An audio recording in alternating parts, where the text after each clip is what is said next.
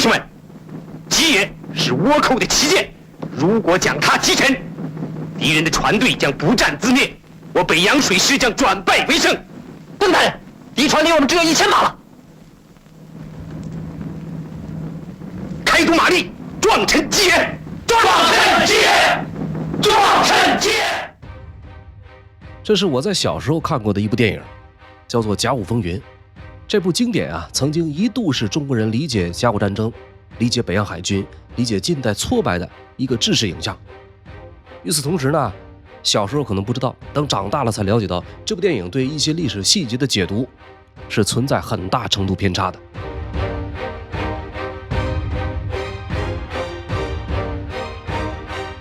即便是时至今日，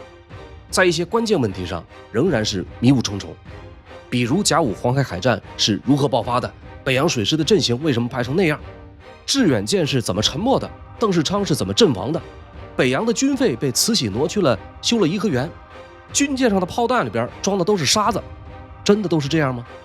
本期节目我们就围绕这些问题来详细聊聊北洋海军和日本联合舰队在黄海展开决战的前因后果。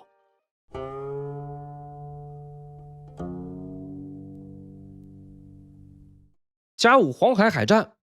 又叫大东沟海战，一直以来比较常见的观点认为这是甲午战争中丰岛海战以后中日两国海军期盼已久的主力对决，是两边各自准备了很多天，互相搜寻之后必然发生的战争。然而近几年经过学者们研究发现，历史的真相远非这么简单。翻开中国方面的档案一手史料，有关黄海海战的信息最早可以追溯到1894年9月9日，盛宣怀致电北洋水师提督丁汝昌，传达了将要派海军主力护送运兵船前往大东沟的命令。计划拟好以后，获得了李鸿章的同意，丁汝昌在9月12日率领北洋主力出发，打算第2天抵达旅顺和致远等舰会合，然后再一起往大连湾护送运兵船。这次的任务性质呢非常单纯，就是护航运兵，并不是为了决战。当时的周边形势虽然已经十分紧张，整个舰队呢也做好了御敌避战的准备，但是任务性质不能混淆。李鸿章和丁汝昌这俩人都是心知肚明的，北洋军舰老旧火炮落伍，和日军硬碰没有把握。李鸿章主张什么呢？他主张游弋渤海，虚张声势，保存实力，避免硬拼。根据这样一个宗旨，北洋海军并不会主动寻找机会决战。那么好，到9月13日早上7点，丁汝昌率主力舰队抵达旅顺和致远等舰按期会合。就在这个时候，突发一条紧急军情，说山东城山头和刘公岛都观测到日舰出没，随即向各处告警。盛宣怀在得知以后，立刻电令轮船招商局，要求正准备从上海驶往威海的军火运输船爱人暂停起航。可是这么重要的计划调整，他竟然没有及时通知到北洋海军。丁汝昌这边呢，听说有日本军舰出没，担心爱人号遭遇不测，临时决定从旅顺折返威海，率领军队来到城山头海域，等到深夜也没看到爱人。因为大连湾那边正在准备运兵，不能拖延太久，就这样呢，北洋舰队重新返回大连湾。经过补给燃煤，在9月16日凌晨，护卫运兵船向着大东沟出发，折返城山头，打乱了原计划，让整个大东沟护航行动延迟了2天。如果没有这个突发情况，北洋海军原本应该在9月15日完成护航任务，在9月16日返回威海，这样9月17日的大东沟海战可能就不会发生了。这就是北洋方面的曲折背景。而日本一边的情况同样复杂。甲午战争打响以后日本海军联合舰队最开始主要是忙着护航，在朝鲜半岛的西海岸和南端之间往返，确保陆军能够安全登陆。8月15日的时候，日本海军军令部长华山资纪下达密令给联合舰队，要求设法和北洋海军决战。到了9月6日华山资纪亲自从日本出发，直接乘舰到达朝鲜海岸基地，再次督促落实这个计划。9月12日，日本联合舰队为了保障陆军进攻平壤，派出吉野和高千穗去城山头和威海方向侦察。14日的时候，这2艘军舰返回报告，说在威海没有发现北洋海军。同一天呢，日本陆军通报了一份重要情报，说他们在大同江捕获了一艘来自辽东大孤山的中国民船，船上抄到一份清军公函，内容显示奉军正在加强大陆岛一带的戒备。同时，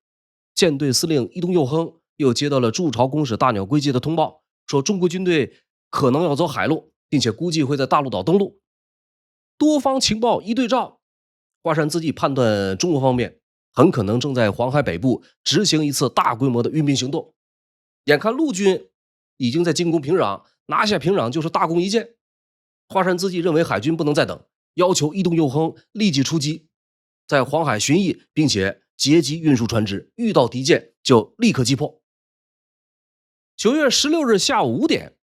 伊东佑亨完成补给和整备，率领本队军舰松岛、千代田、岩岛、乔利、扶桑、比瑞，第一游击队的吉野、秋金州、浪速、高千岁，还有炮舰赤城，以及由商船临时改装的西京丸，一共12艘军舰离开临时锚地，首先航向大连湾附近的海洋岛，再转向北方大陆岛搜寻目标。当时的日本联合舰队分为本队第一游击队、第二游击队、第三游击队、鱼雷艇队，但是伊东佑亨只带走不到一半。如果真是要和北洋决战，应该倾巢出动才对。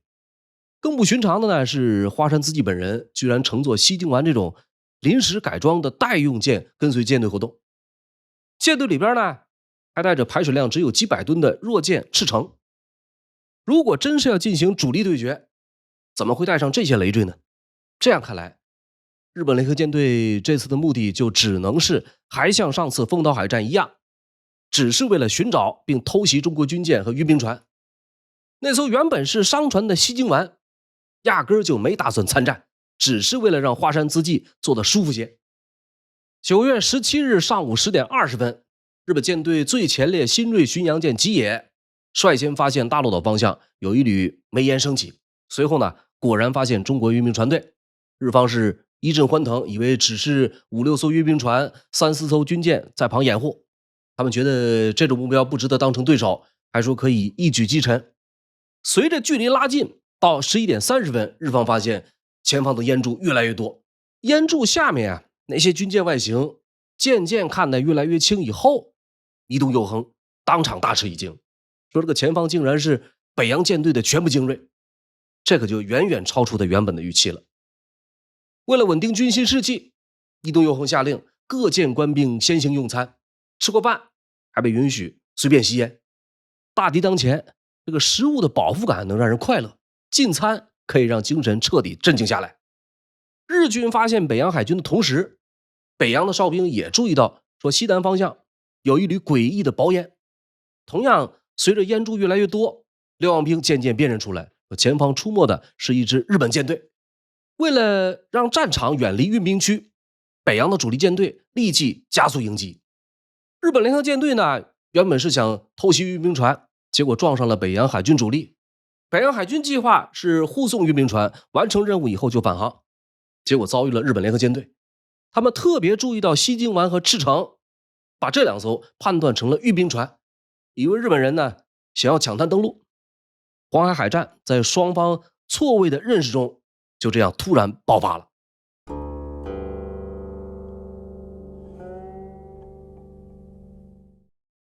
1894年9月17日中午过后，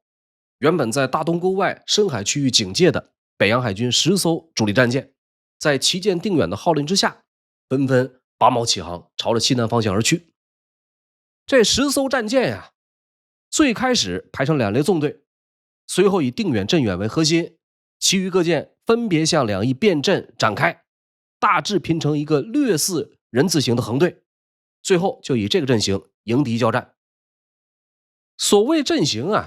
就是把舰船编组，让舰队能以整体发挥集群作战的力量。阵型的好坏会直接影响战力和存活率，所以阵型在海战中可是太讲究了。那么甲午海战中的北洋舰队究竟用的什么阵型？这个阵型的优劣是怎样的？他们当时的真实用意到底是什么？一直是绕不开而且常说常新的话题。黄海海战以后，作为部队最高司令长官，丁汝昌在10月7号就海战事宜作出正式报告，经北洋大臣李鸿章转奏清廷，说18日午出，遥见西南有雁东来，知是倭船，即令实船起定迎击。我军以夹缝雁行阵向前急驶，倭人以12舰鱼贯猛扑，相距渐近，我军开炮轰击，敌对忽分忽合，船快炮快，子弹分级，我军整队迎敌，左翼雷霆一道，各船循环攻击，坚忍相持。您注意这份报告中啊提到的夹缝雁行阵，正是北洋海军当天采用的编队样式。这个阵型由2个核心要素构成。第一个要素呢叫夹缝，当时海军的基本战术单位可以是单舰，也可以是双舰或者3舰。舰队行动或者作战，一个战术单位会被作为一个单独的作战元素来考虑，其中以双舰为单位，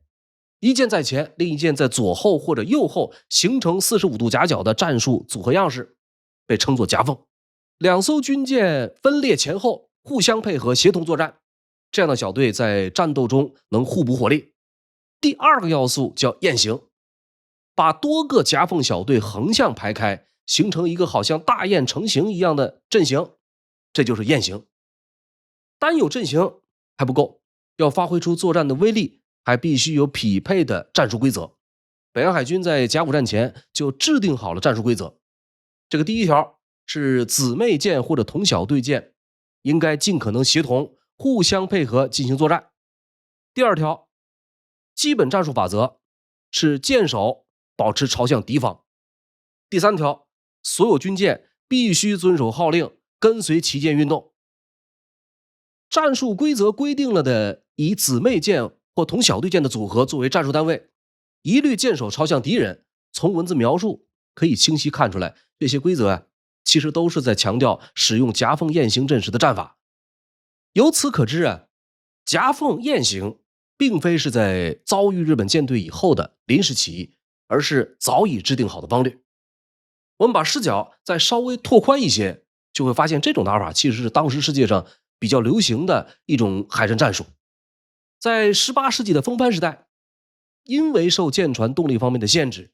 欧洲海军流行的是战列线决战。啥意思呢？大致就是交战双方都排成纵队，有的是同向，有的是逆向，还有的时候呢，甚至干脆保持原地不动，利用舷侧火炮对轰以决胜负。到18世纪末期英国海军率先打破常规，他们不再拘泥于纵队与舷侧交火，而是大胆地把军舰编组成横队，直接突入敌阵，扰乱阵型，迫使敌方近距离交战。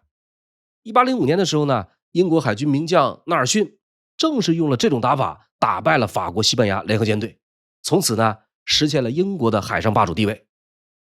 19世纪进入蒸汽时代以后，蒸汽铁甲舰成为发展主流。您注意这个时候的军舰设计和火炮位置都出现了变化，火炮原先是放在舷侧，现在改了，开始出现在船头、船尾。同时呢，由于舰船自身防护力变强了，追求突击近战的乱战战术受到欧洲海军的格外重视。1866年的利萨海战成了一个分水岭，奥地利和意大利爆发了著名的利萨海战。奥地利的海军舰队采用了人字形横队，用乱战战法突破了意大利的纵队，通过近距离射击和撞击，彻底打败了意大利舰队。利萨海战是甲午战争之前几十年时间里世界海军范围内发生的唯一一次大规模海战。利萨海战以后呢，这种阵型、战术、战法，各国海军立刻纷纷效仿。为了适应近距离撞击的需要，在军舰水线以下舰首部位装上锋利的撞角，几乎就成了当时的一种潮流。正是因为有这种历史背景，在19世纪70、80年代成长起来的北洋海军可以说是深受这套战术思想的影响和熏陶。北洋海军的这种阵型样式，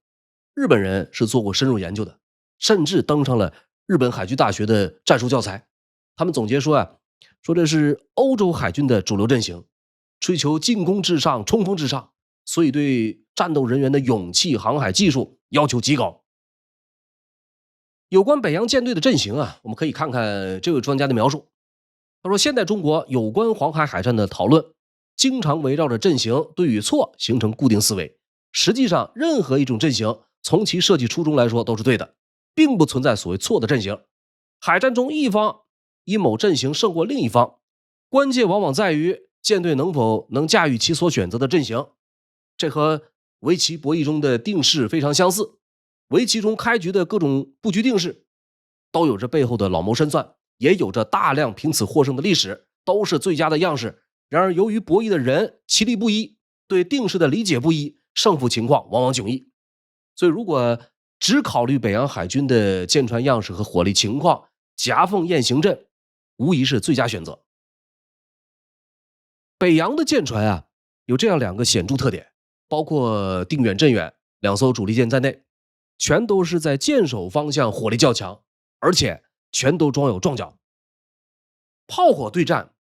对他们来说是不占优势的，如果突阵乱战，刚好可以避开火力不强的问题。总而言之呢，就是说从阵型、战术、舰艇设计、火力布置到这个各舰的操纵机动能力，如果配合得当，采取撞角撞击、发射鱼雷、抵近轰击，北洋海军想要取胜是完全有可能的。那么这其中的关键又有2条，一是冲上去，二是搅得乱。这种海战打法就好像路上的肉搏战、白刃战，抓住战机，在尽量短的时间内冲到敌舰阵前，距离越近或者敌阵越是混乱，取胜的机会也就越大。遗憾的是，在黄海海战当天，几乎每一艘参战的北洋海军主力，它的动力情况都不太乐观。这种情况下，也就把夹缝雁行阵和乱阵战术一个极大的弊端暴露出来，就是只要不能在第一时间冲上去，一旦被敌方火力压制，后果就会不堪设想。根据日方目击和丁汝昌后来的报告，北洋海军10艘主力舰在御敌以后，在航行过程中由双列纵队变化为夹缝雁行阵，整个阵型宽度超过5公里，居中以定远、镇远小队为核心。在定远左侧依次是致远、经远小队、济远、广甲小队，在镇远的右侧分别有靖远、来远小队、超勇、扬威小队，总共5个双舰小队，各自呈夹缝态势，小队之间横向间距大概是1000米，还有一说是500米。我们可以看这张照片，这是一张战场实景，拍摄的人是日本西京丸号上的机关手清水为正。照片中的右半部分可以清楚地看到，由远及近一共4艘军舰，分别是日舰松岛、千代田、岩岛、乔利。在间隙之间，能够隐隐约约看到远处海平线上横向有一排烟柱，那些就是排列成横队，正在向着日本舰队行进的北洋舰队。这天的12点50分双方相距大约6000米左右，北洋海军还没冲到日舰阵前，日军第一游击队已经全面展开，正要从北洋右翼绕过来。乱战冲锋的黄金时机即将错过，北洋海军旗舰定远被迫以主炮远距离攻击，就这样揭开了大东沟海战的序幕。远距离射击开始以后北洋舰队始终保持舰首对敌，不断接近日本联合舰队本队。海战打响大概20分钟以后，日本联合舰队接连出现指挥失误，北洋舰队呢抓住战机、致远、广甲等等部分军舰，在1点14分左右成功突击，扰乱了敌方的阵型，有多艘日本军舰被分割出来，比瑞、扶桑、赤城这3艘先后遭到北洋舰队的攻击，日军一度陷入混乱和被动，这几乎是整场海战中北洋海军最好的一次机会。可惜日军凭借着航速优势，始终避免和北洋舰队近距离接触，反而把他们慢慢合围。这之后北洋舰队陷入混乱，再也没法发起乱战。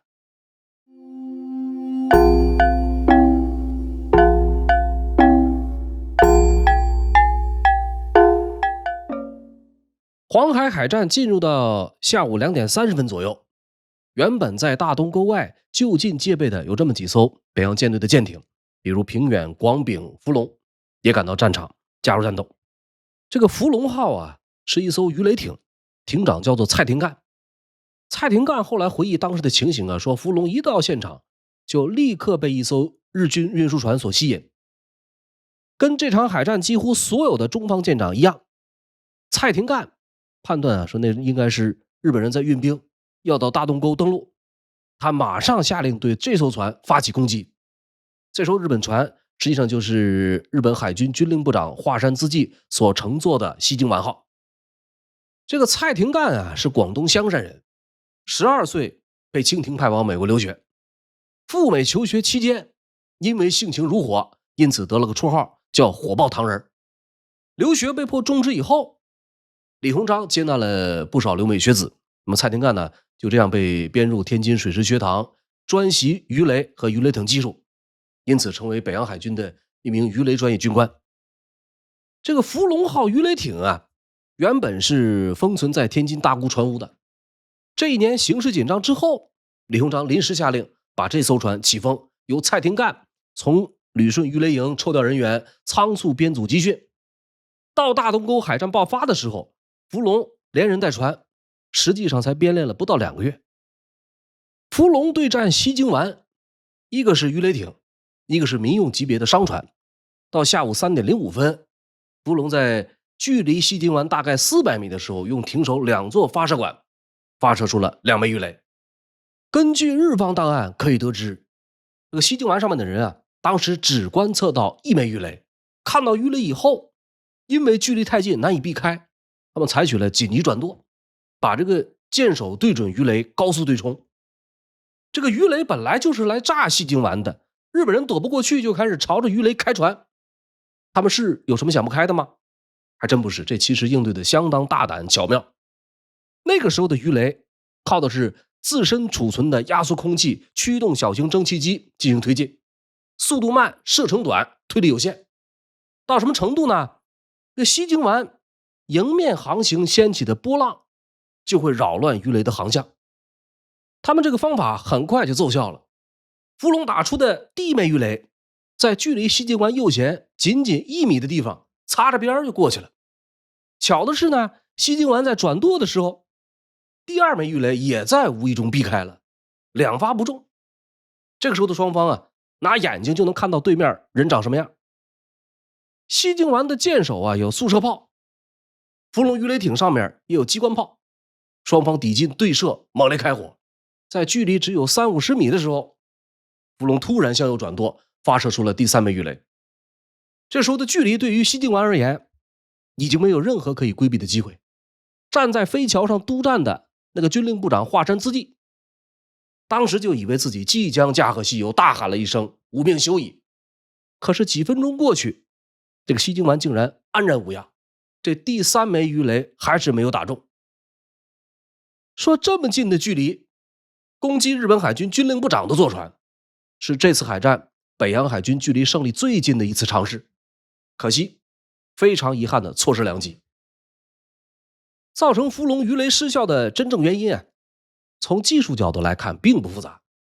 当时的鱼雷在入水以后，通常需要经过一个叫深潜机的装置，把鱼雷调整到预定深度，调整水位的这段时间，这个鱼雷会在水中呈上下起伏的曲线前进，大概航行100多米以后才能基本调整完毕，开始在预定深度直线行进。福龙当时在距离西京丸大概30到50米发射的鱼雷，理论上来说，这枚鱼雷还没来得及调整水位就已经和西京丸相遇了。可是即便是上下起伏的状态，仍然有很大概率命中目标。之所以没能打中，是因为福龙在转弯的过程中转舵的这个角度过大，可能导致了鱼雷发射角度过低，入水太深。最终呢，也是贴着边从西京丸的船底穿过去了。日方的档案记载他们在7-8分钟之后看到鱼雷出现在右后方海面上，接着就沉了下去，再也没有浮上来。这个西京丸呢就这样得以保全，华山资纪也就这样捡回了一条命。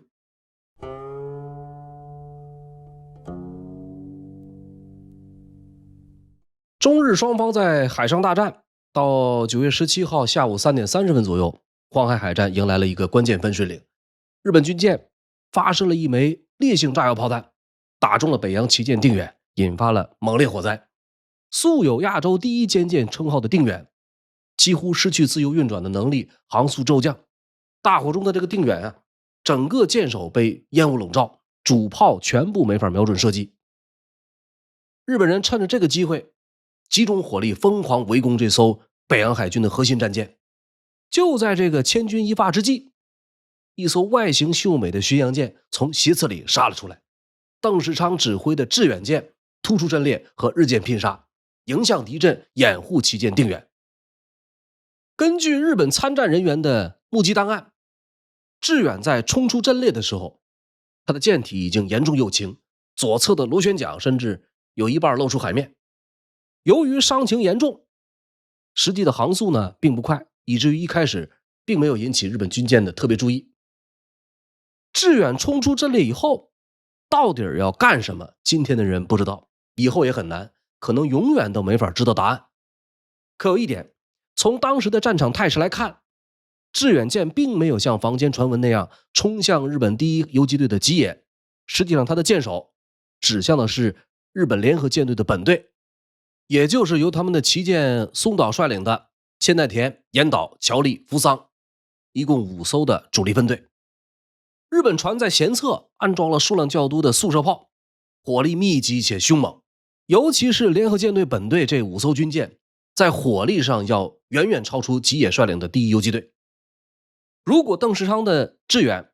是打算冲向日本本队，这其中的危险和壮烈程度也就要远远高出坊间传闻的撞沉吉野。就好像一个已经遍体鳞伤，可是却仍然在踉踉跄跄冲阵的勇士，致远展开了一段无比艰难又异常坚定的航行。大概20-30分钟以后，伴随着剧烈的爆炸声，致远舰向右侧翻倾覆，沉入大海之中。关于致远的沉没呀，后世大多聚焦到2大谜团，其一是导致致远沉没的原因，其二是管带邓世昌牺牲的真实细节。关于致远的沉没呀，在海战过后，日本参战各舰的战斗报告中，几乎全都轻描淡写，一笔带过，找不到任何击沉致远的记载。但是在清朝这边呢，有一些当事人的报告和回忆录则提到说，这个致远是被日本军舰发射鱼雷击沉，还有人怀疑呢，可能是被大口径火炮击沉。考虑到日军战报没有相关记载，再有就是致远沉没的时候呢，距离日本军舰还有一段距离，单纯从技术角度来看，在没有进入有效射程范围的情况下，基本上是不具备被日军鱼雷击沉的可能的。中日双方的文献记载全都没法直接且准确地找到致远沉没的原因，于是这个事儿呢，就成了历史和军事研究者们热议的一项课题。其中的一种说法说，致远在3点之前的交火过程中，右舷受到重创，水线处破损，导致大量进水，船内积水造成了右侧下沉，进而产生倾角，甚至在海面上可以看到致远左侧的螺旋桨。舰体内部进水过多，排查堵漏已经不起作用，最终失去控制，右倾翻沉。至于爆炸，有这样一种可能，就是大量的海水灌入了锅炉舱，冷热相交，造成锅炉发生剧烈爆炸，以至于整个军舰随之沉没。耐人寻味的是，黄海海战过后啊，电报总局总办盛宣怀应两江总督张之洞的要求，曾经组织发动北洋内部写过一些材料，其中有一份文件明确提到，说致远和靖远这2艘姊妹舰堵截水门橡皮老化破烂，已经不能整修，请求更换这些橡皮，但是没有获得批准。如果这个情况属实呢，那么致远舰因为重弹进水过多，最终导致倾覆的可能性极大。有人据此认为啊，没能及时更换橡皮，这个责任应该由舰长承担。实际情况呢，是北洋海军的整个维修更换流程并非舰长单方面所能决定的。这类工程啊，一般需要舰上呈报北洋海军提督，北洋海军上报北洋大臣李鸿章，李鸿章再向海军衙门申请经费，派专门机构从国外购买，最后由旅顺船坞具体实施更换。整个流程经费是关键，但是维修的款项不由舰队直接掌握，旅顺船坞也不属于北洋海军的直接管理范围，所以看似简单的一个事儿，实质上并不是某一个舰长或者北洋海军自己就能够说了算的。围绕致远舰沉没的另一个焦点是舰长邓世昌牺牲时的一些细节。邓世昌字正清，广东番禺人，生于1849年10月4日，农历8月18。少年时期跟随其父移居上海，随后学习英语、算术，考入福建船政学堂，曾经2度远赴英国接受战舰，官至北洋水师致远舰管带，也就是舰长，为人刚正，治军严格。1894年9月17日，在和日本联合舰队作战期间阵亡。这一天如果按照农历来算，是甲午年8月18，刚好是邓世昌45岁的生日。有关邓世昌的牺牲，李鸿章在上奏中专门写道，说邓世昌首先冲阵，攻毁敌船，被溺后欲救出水，自以河船巨没，义不独生，仍复奋志自沉，忠勇幸成，一时称叹，殊功其烈。这其中提到邓世昌在海战落水以后，本来有获救的机会，但是义不独生，最终选择了自杀殉国。邓世昌的几个儿子署名的哀启透露出了更多细节，说当时有个叫刘向忠的仆人，一直跟随在邓世昌的身边。致远沉没以后，刘向忠找来一块浮水的木板，让给邓世昌，但是邓没有接受。浮沉波涛之间，平时养的爱犬太阳游了过来，先是衔着邓世昌的手臂，不让他沉下去。邓世昌挣脱了手臂，又一次沉入海水之中。那个太阳紧跟着钻进水里，叼住邓世昌的发辫，再次浮出水面。这个时候邓世昌长叹一声，最后就这样抱着爱犬沉进水底。李鸿章的奏折也好，邓氏兄弟的哀启也好，有的是战后经过调查汇报形成的，有的是依据刘向忠等等致远生还者的口述产生的，这些都是相当珍贵的原始材料。爱犬救主有一个旁证，就当时在镇远舰上有一个叫马吉芬的美籍洋员，后来这个人写了一篇回忆录，也提到邓世昌落水以后，有条大狗出现在了他的身旁。除此以外，有一本名叫《甲午日记》的重要当事人回忆录，对邓世昌的牺牲有过这样的描述，说致远舰还没有完全沉没的时候，有一艘广甲号赶来施救，离这不远了，看见邓世昌站在那个舵楼的高处，笑容满面，上下其手，好像是在感谢广甲前来搭救，又好像是在告别，鞠了3次躬，摇了3次手，然后3次指向敌舰，最后以官服遮住头脸，纵身一跃，投海自尽。以上这些已经基本可以勾勒出邓世昌在牺牲时的一些细节。除了邓世昌致远舰一共有200多名官兵同时殉国，长眠海底，只有个别的几个人被广甲救起生还。1949年以后，社会各界相继进行过多次寻找打捞致远舰的行动，也曾多次声称发现了致远沉没的位置，甚至还说在水下找到了邓世昌的遗骨，事实上全都是子虚乌有的误会。直到2014年人们在丹东附近海域发现一艘沉船，经过对一些关键器物的比对，确认这就是当年的致远舰。在抱恨没入大海120年之后，致远舰第一次真正的被发现。遗憾的是由于受损严重和技术难度，原本的打捞计划被迫终止。时至今日，人们依然没有彻底放弃打捞致远残骸的想法。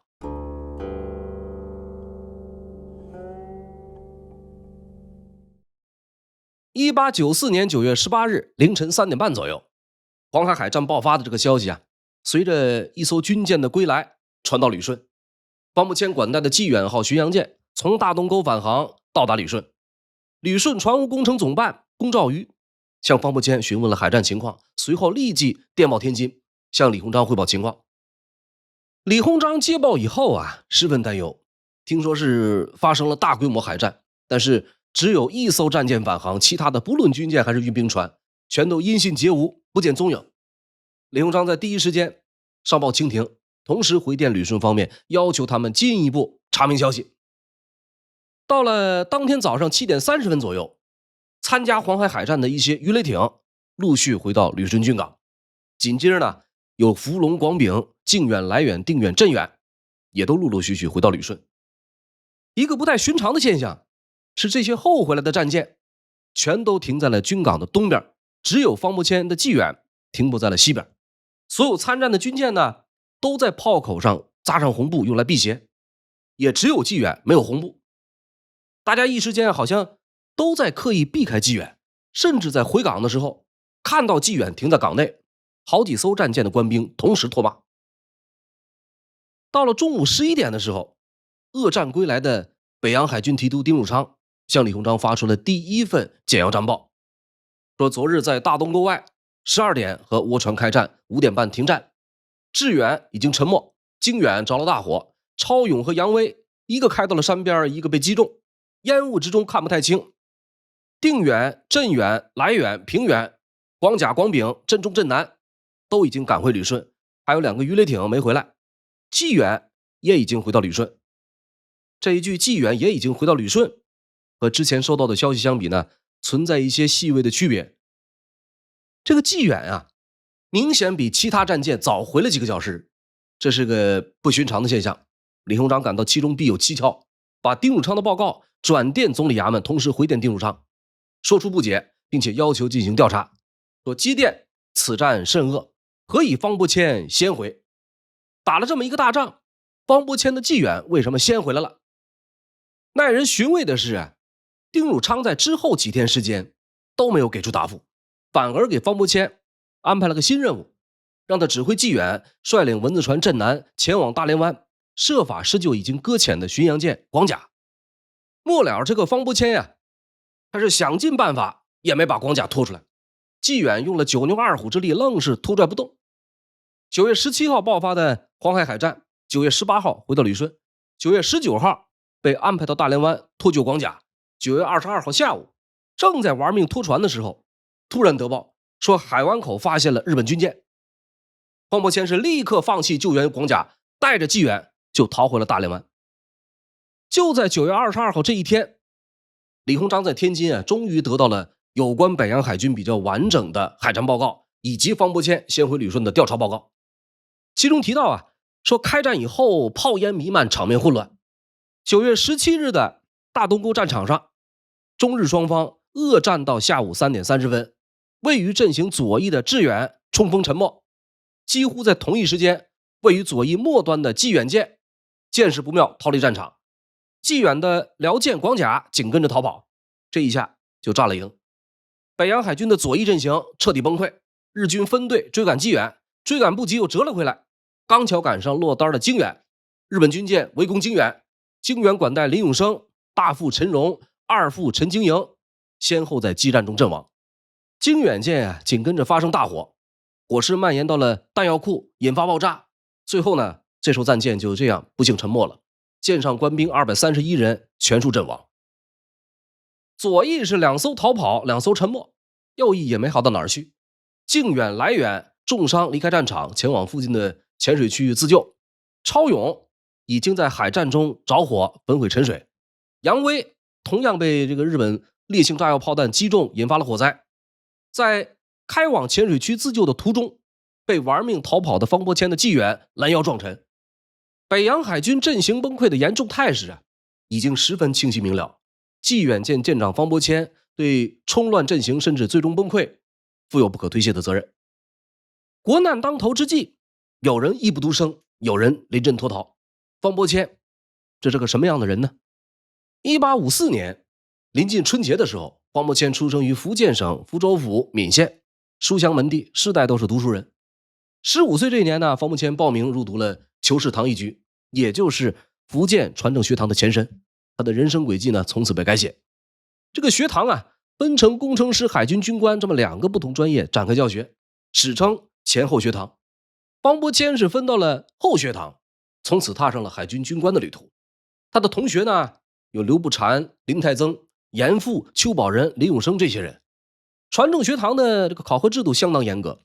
他们这第一期共计100多号学生，最终只有方伯谦和10几名同学通过层层考试毕了业。方伯谦在这之后呢，他的人生轨迹可以用4个字来形容，就是春风得意。首先啊，是官场上顺风顺水。从传政学堂毕业以后，方伯谦呢又被选中远赴英国深造，学成归国以后被李鸿章选中，调入北洋海防。到1885年开始担任济远舰管带。其次呢，是生活上他置办房产，频繁纳妾，职务变迁，不断升官，给方家带来一个很大的变化，就是家眷随着方伯谦不断移居各地。随着积蓄日多啊，方伯谦在福州、威海、烟台等地分别购置房产，还通过二弟方仲衡在刘公岛盖了一些房屋，当起了包租公。除了开发房地产，同样比较惹人注意的是这个人频繁纳妾。方伯谦呢，原本是儿女双全，不幸的是呢，他这个儿子很早就夭折了，没有子嗣，从此似乎就成了他的一块心病。这或许就是他不断纳妾背后的隐情。人生偶有遗憾，除了没有儿子，其他全都一帆风顺。但是到了1894年，方舰长的运程直接跌到了谷底。先是在丰岛海战被打到挂出白旗和日本海军旗，好在事后并没有被深究，侥幸逃过追责，这是他的第1次临阵脱逃。紧接着就是到了黄海海战，方舰长从一开始就精神不太正常。丁汝昌从定远发出迎敌信号以后，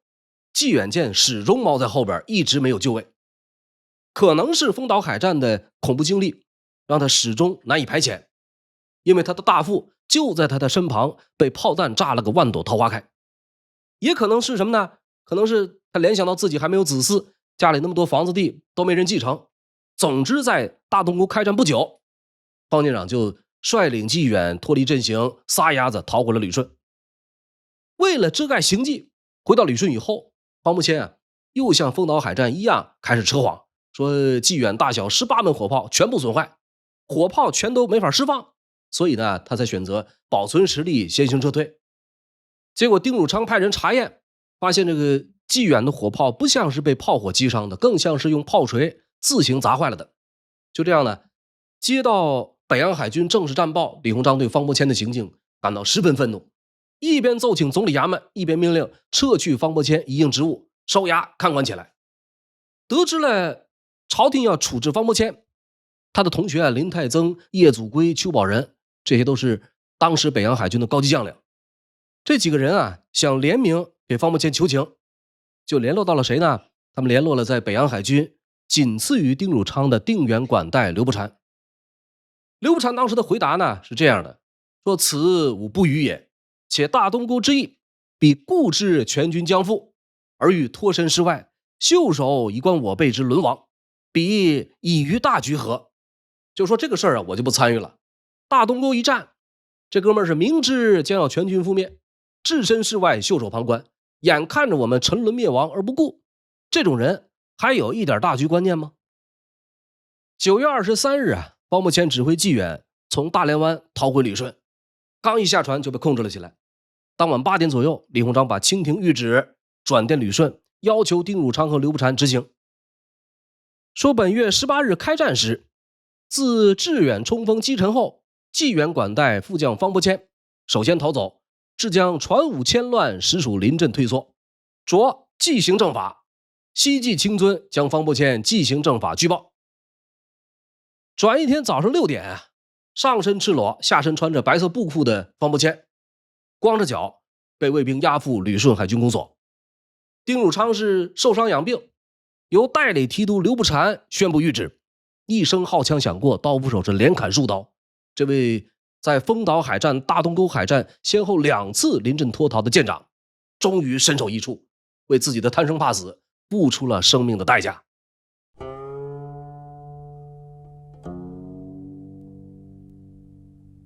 今天北京西北的颐和园作为曼妙的古典园林，是北京重要的观光景点。颐和园有座万寿山，万寿山脚下有座昆明湖。稍微了解点近代史的人大都知道，这座园林和北洋海军有这段不得不说的故事。甲午战争以后，北洋海军全军覆灭。海军为什么会战败？很多人认为是因为武备落后。那武备怎么就落后了呢？因为慈禧太后把海军经费给挪用了。慈禧究竟挪用了多少？她是怎么挪用的？到底有没有这回事儿？这章节咱们就掰开揉碎了，仔细聊聊这个事儿。首先咱们得说一下清末的海军经费和北洋海军经费，这是两码事儿，不能混为一谈。海军经费是什么时候有的呢？最早是1874年日本侵略台湾以后，南北洋分别筹建海军，清政府下令每年拨出额定经费用来搞海防建设。每年有多少钱呢？白银400万两，这就是海军经费最初的情况。过了有10年左右，和法国人打了一架，没打过，清王朝呢就开始在中央设立总理海军事务衙门，简称海军衙门，包括建设经费之类的所有海防事务一律划归海军衙门调度和督办。名字叫海军衙门，实际上管的事儿很杂，范围很大。除了海军的一摊事儿，还有铁路、矿物、电报以及颐和园工程，这些全都由海军衙门管辖。所以这是在清朝末年十分特殊的一个机构。那么北洋海军经费又是什么呢？它其实只是海军经费的一个组成部分，指的是专门拨付给北洋舰队的日常运转经费。这部分每年有多少钱呢？1888年北洋海军成立了，根据北洋海军章程的规定，北洋海军舰队以及相关配套的营务处、机器局、船坞、水师学堂、水师养兵院等等机构，每年的俸禄、军饷、恤赏、公费杂费合计大约109.9万两，这就是北洋海军的额定经费。这部分经费要怎么申领呢？我们前面已经说过一部分。常规经费的申领报销由北洋大臣提前上报海军衙门，海军衙门再从海军经费中安排出这笔北洋海军的经费开支。舰船需要保养，燃料需要供应，机器局得制造军火，所有人员要按时发给钱粮，行政办公会产生一定必要开支。说白了，这就是运营这支部队所需要的最基础的费用。所以直到甲午战争爆发之前，海军衙门每年拨给北洋海军100万两左右，这部分钱不存在拖欠。即便是在修颐和园筹款紧张的时候，也没有发生挪用北洋海军经费的情况。牵扯到挪用的其实是另外一回事。说1887年光绪亲政以后，慈禧在名义上退居二线，不再直接干政。这时候有个很关键的人事任命，就是光绪皇帝的生父海军衙门大臣醇亲王奕轩被指派主持颐和园的重修工程。这个任命的背后其实是很有意思的。修颐和园需要一大笔钱，海军衙门非常有钱。这个颐和园一旦修好，慈禧可以远离紫禁城，这对醇亲王奕轩来说自然有强烈的动机去推动这件事儿。所以承接工程以后，海军衙门从掌管的这个经费中陆续向颐和园输款。需要特别注意的是，给颐和园花钱动用的是海军衙门所掌管的广义的海军经费，同一时期的北洋海军军费没有受到任何侵占。如果没听明白，您需要往前倒几分钟再看一次。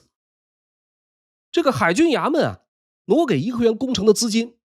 除了衙门里自来就有的经费以外，有2项比较大的来源。头一项就是所谓的海防捐，名义上是为海防筹款，实际上呢是向社会部捐，并且以虚值的官衔回报。说白了就是通过卖官敛财获取的资金。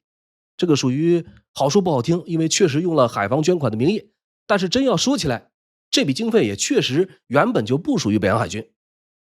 除了海防捐以外，清代档案中啊有一个专有名词叫海军巨款，这是用来支撑颐和园工程的第2项资金来源。前面说到，根据北洋海军章程，每年额定100万两作为北洋海军基础运营经费。除了这笔日常供应以外，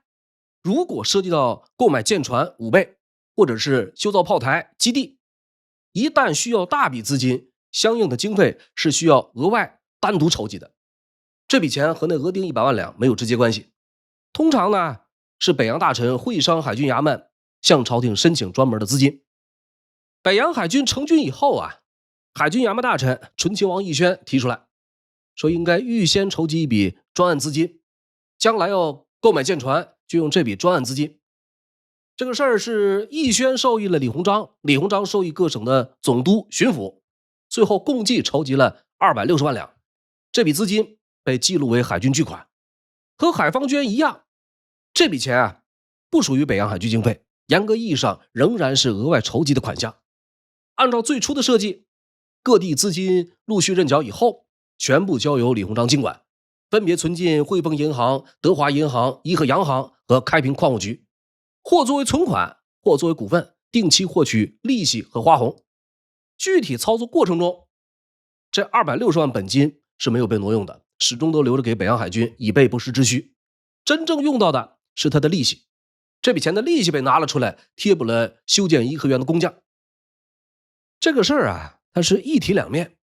因为都是政府高层在运作，外界是没办法看到真正面貌的。但是从社会到朝廷都产生了一种印象，出现了一种声音，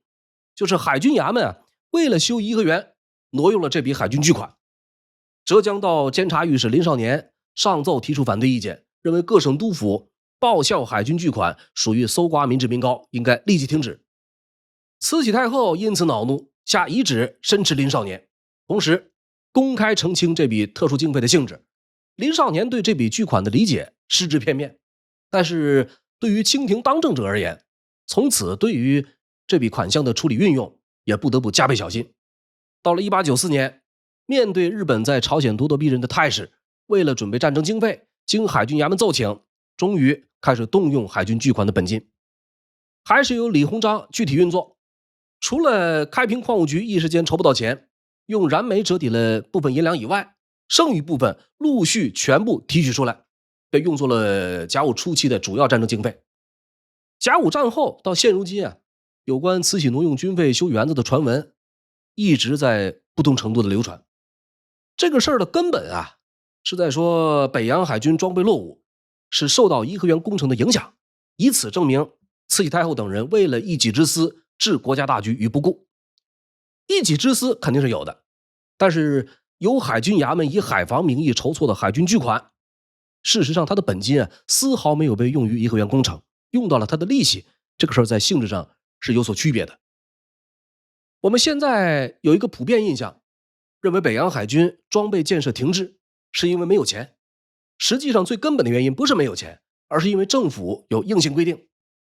1891年6月1日，户部尚书翁同龢上奏筹饷办法，其中一项措施就是南北洋暂停购买枪炮、船只、机器，期限是2年。这项方案当天就获得了光绪帝的批准。在这样的政策背景下，北洋海军的这个装备建设开始停滞，甚至是倒退。一直和中国较劲的日本海军，恰恰是在这2年时间里实现了反超中国，后来居上。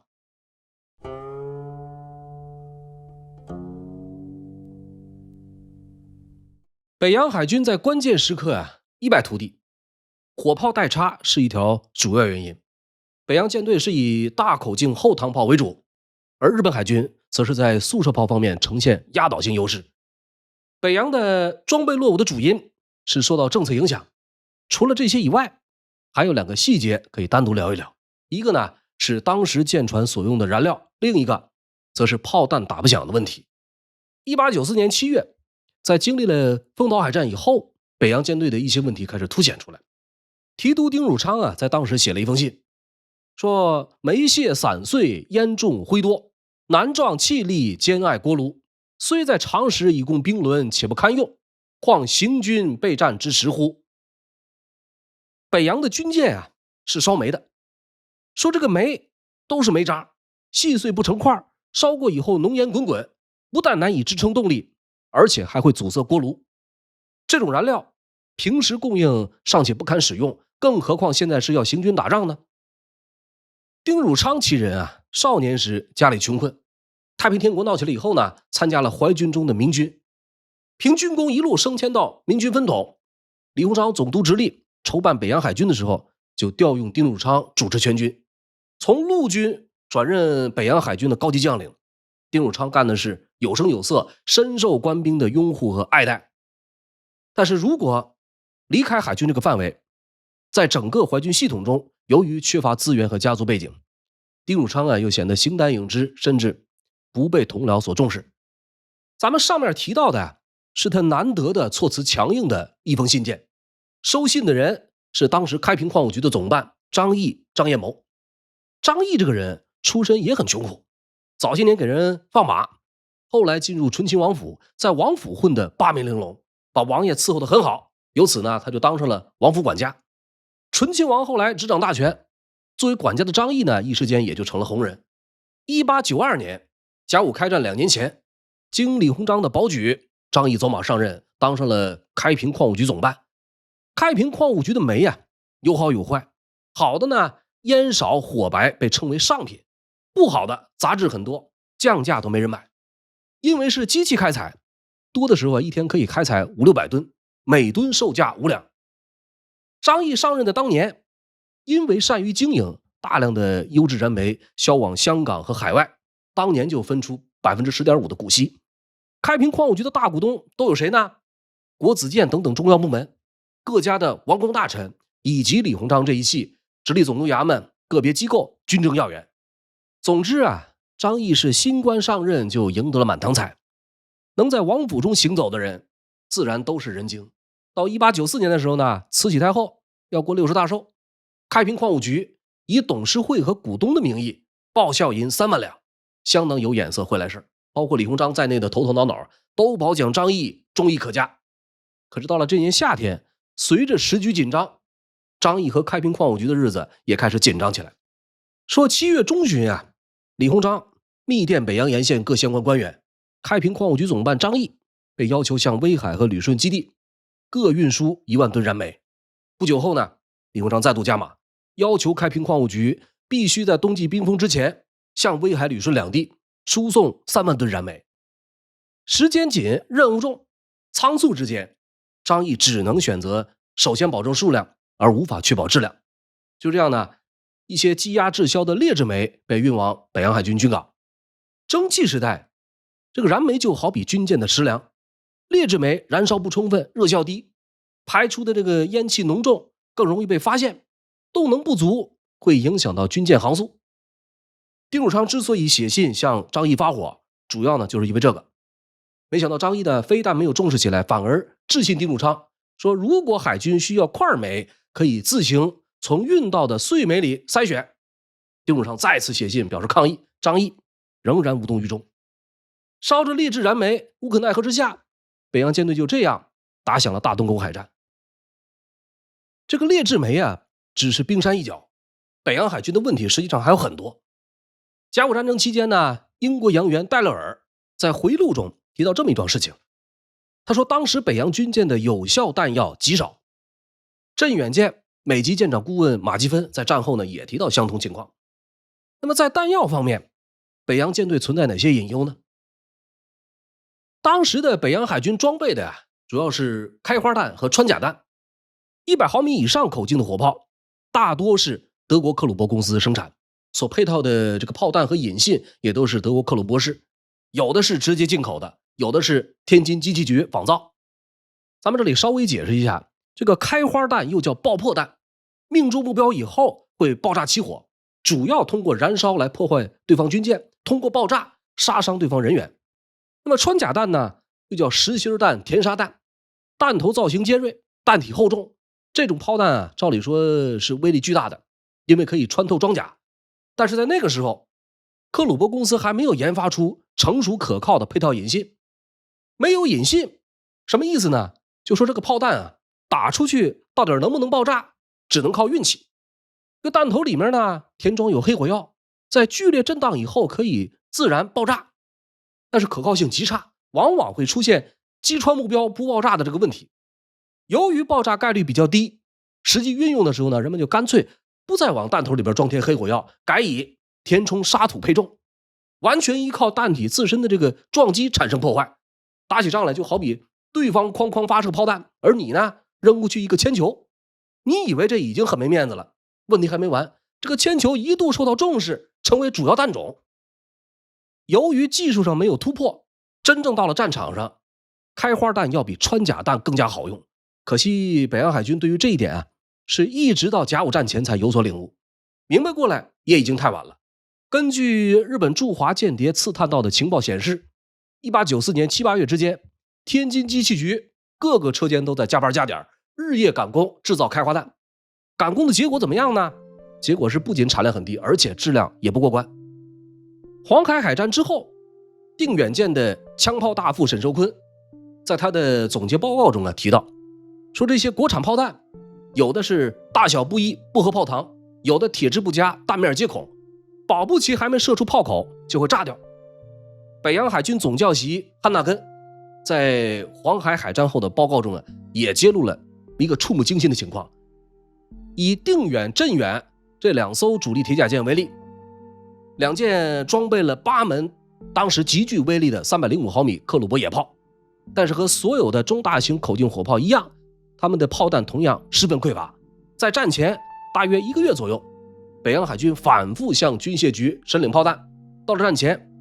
定远只领到55颗国产开花弹。这55颗炮弹对于旗舰定远而言意味着什么呢？到了黄海大海战那一天，这些开花弹在1个半小时以内就全部打光了，剩下的3个多小时里，那个305毫米的巨炮只能发射那些能打穿但是不会爆炸的实心弹。主力舰的弹药都这么匮乏，那么其他战舰的情况也就不难想象了。好了，读历史知善恶，感谢您的收看收听，这里是烽火赵东南甲午战争系列节目的第5集。如果喜欢，欢迎订阅、转发、评论。甲午战争的故事仍在继续，我们下一期不见不散。